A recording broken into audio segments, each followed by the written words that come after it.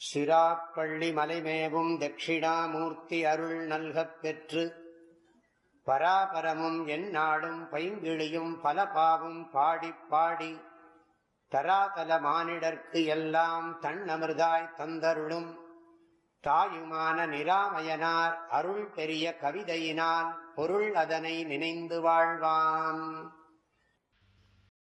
மதிநுட்பம் நூலொடு உடையார்க்கு அதிநுட்பம் யாவுள முன்னிற்பவைன்னு இருக்கார் வள்ளுவரும். அதனால் வள்ளுவர் என்ன சொல்கிறார்னா, யாருடைய புத்தியானது சாஸ்திரத்தோடு சேர்ந்திருக்கோ அவனுக்கு சூக்ஷ்மமான விஷயம்னு என்ன இருக்குன்னு கேட்குறார்.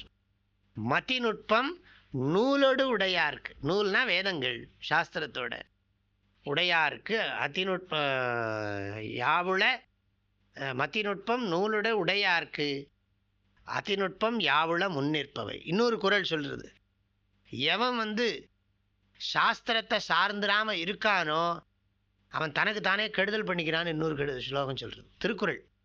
அருமறை சோறும் அறிவு இலாம் செய்யும் பெருமிறை தாமே தமக்கு.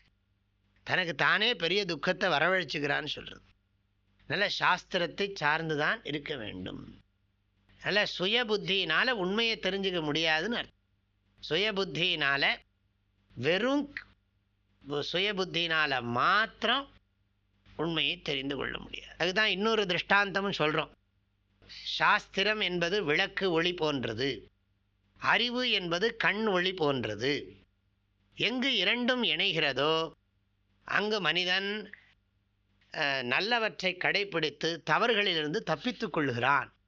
ஒரு ஸ்லோகம் சொல்கிறது, சாஸ்திரம் ஜோதி பிரகாஷார்த்தம் தர்சனம் புத்திராத்மனஹ தாபியாம் நரஸ்ஸ யுக்தாபியாம் பிரச்சரன் நாபராத்யதி.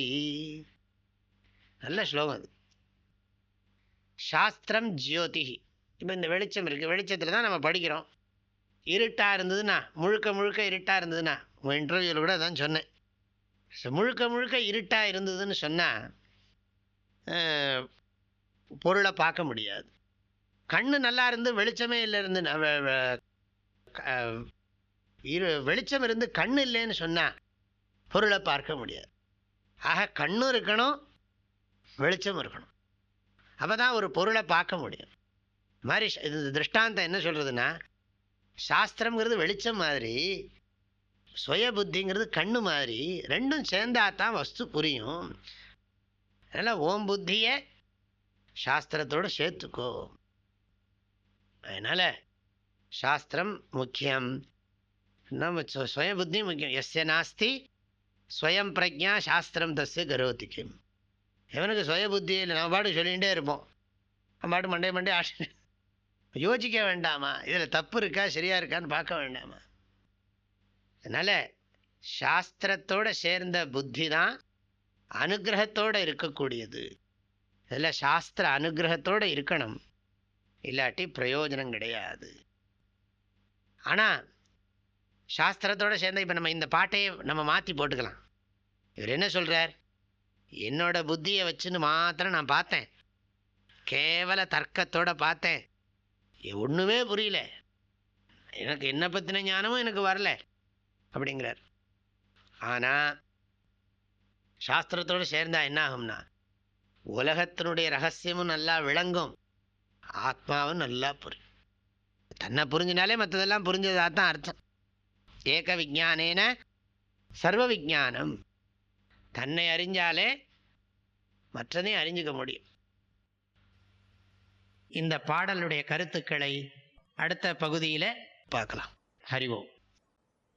தந்தை தாயும் நீ, என் உயிர் துணையும் நீ, சஞ்சலமது தீர்க்க வந்த தேசிக வடிவு நீ, உனையலால் மற்றொரு துணை காணேன், அந்தம் ஆதியும் அளப்பரும் ஜோதியே, ஆதியே அடியார்த்தம் சிந்தை மேவிய தாயுமானவனும் சிரகிரி பெருமானே. ஓம். தேனி வேதபுரி பூஜ்ய ஸ்ரீ ஓங்காரானந்த மகா சுவாமிகளின் அருட்குரலில் கற்பவை கற்போம் என்ற தலைப்பிலான தாயுமானவர் பாடல் விளக்கங்கள் நாள்தோறும் வாட்ஸ்அப் வாயிலாக அன்பர்களுடன் பகிர்ந்து கொள்ளப்படுகின்றன. இதனை உங்கள் மொபைலில் பெற ஓங்கார ஹிருதயம் என்ற வாட்ஸ்அப் சேனலை சப்ஸ்கிரைப் செய்து கொள்ளுங்கள். ஹரி ஓம்.